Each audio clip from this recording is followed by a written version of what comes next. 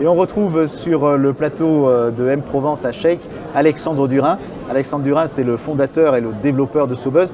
C'est un chef d'entreprise, mais c'est aussi un chercheur. Hein. Donc vous avez parfaitement réussi avec SoBuzz, il faut dire les choses comme elles sont.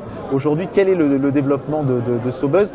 Que fait votre entreprise et comment vous arrivez à faire accroître la notoriété des sites de vos clients et à faire accroître tout simplement leur commerce? Déjà, merci de me recevoir. Je vais faire preuve d'un tout petit peu d'humilité. Je ne suis pas tout seul à avoir développé SoBuzz, puisque j'ai créé avec deux de mes élèves de l'école des mines, comme tu sais très bien, Yves. Et j'étais pas tout à fait chercheur. Je travaillais à l'école des mines en tant que vacataire, mais c'est quand même par là qu'on a commencé et qu'aujourd'hui, effectivement, on rigole bien puisqu'on est 14, on a fait notre premier million d'euros, on est à Paris, à Lyon et bien sûr à Marseille sur le Vieux-Port et trop content d'accompagner le Shake depuis 3 ans maintenant. Donc où on en est, petit point d'étape, on a fait un gros pivot et je suis très fier de venir t'en parler. Alors il faut peut-être dire ce que c'est qu'un pivot. Un pivot, qu'est-ce que c'est qu'un pivot? En fait c'est un changement d'axe. On était à fond dans une direction, on n'a pas véritablement changé de direction, mais on a changé notre façon d'aborder le sujet. Donc pour résumer, en 2011, quand on s'est créé, c'est l'époque où les entreprises cherchaient à s'emparer des réseaux sociaux pour commencer à créer du business sur les réseaux sociaux. À cette époque-là, j'ai l'impression de parler à l'ère des dinosaures, à cette époque-là, effectivement, on avait... tous les moyens étaient bons, tout fonctionnait, etc. Maintenant, on est sur un marché qui s'est structuré. On a apporté de 2011 à maintenant beaucoup de jeux, du concours photo, du concours de parrainage, de l'instant gagnant, etc. Cet aspect du jeu reste un élément très important pour engager les communautés. Mais en fait, notre pivot a consisté justement à faire de ces jeux un module de ce qu'on appelle une plateforme de marque qui porte un nom chez nous qui s'appelle la Master App, qu'on retrouve sur YouTube, etc. Et cette Master App, ce qui change tout en fin de compte, c'est qu'au lieu d'animer les cibles, les communautés par du goutte à goutte, un lancement de produit, un événement marketing, etc. C'est devient une plateforme de relations durables, une plateforme où on va faire de la fidélité, où on va faire des systèmes advocacy, donc d'ambassadeurs de marque, où en fait on va faire parler les gens à la place de la marque. D'où notre logo et notre kakémono sur lequel il y a marqué « Ubériser vos communautés ». Et donc toi, alors sur la e-notoriété, c'est quelque chose de fondamental en fait. Champion du monde pour nous. On a vu les problèmes que ça pouvait poser à certaines marques. Alors effectivement, donc on va travailler, attention, je mets tout de suite un petit cadre, il y a des agences qui, elles, sont spécialisées pour raconter l'histoire d'une marque, imaginer le contenu créé, fabriqué, comme vous fabriquez du contenu chez M Provence, ça c'est un métier, d'accord? Nous on amène à ces gens-là, aux annonceurs, aux agences, on leur amène la mécanique, la technologie. J'espère qu'on pourra aider M Provence d'ailleurs. On apporte la technologie qui permet donc d'engager les communautés, peut-être les gens qui nous regardent aujourd'hui, à travers un peu autre chose que de la vidéo, du texte et de l'image, mais de les engager avec du partage, du commentaire, du like, des jeux, des quiz, des cartes de fidélité, la géolocalisation, etc. Et je fais 2 conférences aujourd'hui au Shake pour en parler. Une aujourd'hui, une demain, pardon. Donc à 17h sur le sport figital, physique et digital. Quand on parle de sport, je crois que ça vous parle un peu. Oui, tout à fait.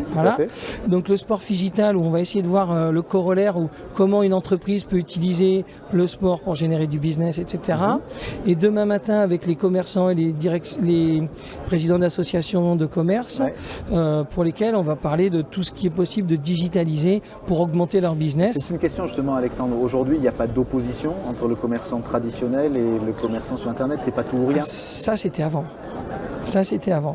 Aujourd'hui, il est clair et net que plus personne n'a une vie que physique ou que digitale. L'année dernière, au Shake, d'ailleurs, il y avait ça. L'année dernière, c'était la Thank You Economy. Ok. Bon, bref. Ce qu'on a vu surtout à travers ça, c'est qu'il n'y a plus de barrière entre physique et digital. Les commerçants, d'ailleurs les pure players, commencent à avoir des magasins. Je crois qu'à Marseille, on a Free qui a ouvert un magasin, par exemple. Je ne vais pas faire trop de pub, mais il y en a plein comme ça. Et réciproquement, aujourd'hui, il n'y a plus beaucoup de marques physiques qui n'ont pas au moins une page Facebook, au moins, et bon, pour certains qui font du click and collect, voire du e-commerce, voire etc., etc. Donc non, il n'y a plus de barrière.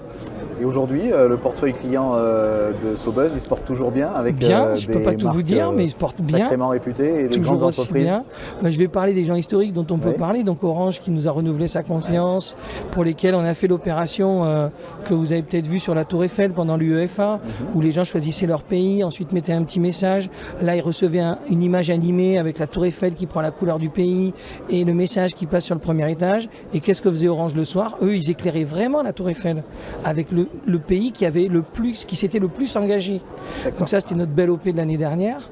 Et donc, ils ont renouvelé leur confiance. On continue, on est très content de continuer avec eux.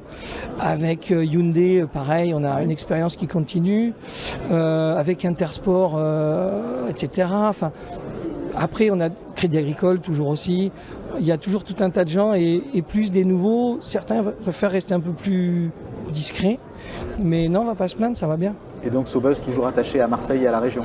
Et je dois le dire avec l'accent ou je dois le dire en français? Non, on est toujours à Marseille, même si effectivement on a le gros et on restera à Marseille. Le gros de l'équipe est là, mais on développe Paris évidemment et Lyon. Voilà. Et alors donc, puisque tu dis qu'il y a eu des évolutions énormes depuis le tournant des années 2010-2011, les prochaines, tu les vois comment? J'ai peur de trop en dire. J'ai peur de trop en dire parce que tu sais, c'est cette avance qui nous permet finalement de créer ce qu'on appelle notre océan bleu, puisque allez lire donc le livre Stratégie Océan Bleu, petite page de publicité, excellent bouquin qui date un peu mais dont les concepts sont toujours les mêmes. C'est quand il y a beaucoup de concurrence à un endroit, on est dans l'océan rouge, et quand on invente, qu'on innove dans quelque chose qui crée de la valeur réellement, on est dans un océan bleu. Nous, on a toujours navigué en océan bleu. On n'est pas les experts je dirais du commerce à la baïonnette où il faut aller se battre et chercher des contrats au couteau. On n'est pas les meilleurs là-dedans. Par contre, innover, créer de la valeur dans des espaces où effectivement il n'y a pas encore de réelle compétition, c'est là qu'on est bon. Et donc, je ne dévoilerai pas dans les détails. Je dirais simplement que l'avenir est dans le programme relationnel intégrant les réseaux sociaux, puisqu'aujourd'hui, notre conviction, notre vision, c'est que les réseaux sociaux seront au cœur des programmes relationnels et qu'à ce titre-là, il s'agit de figitaliser. Je fais de la pub pour ma présentation de 17h.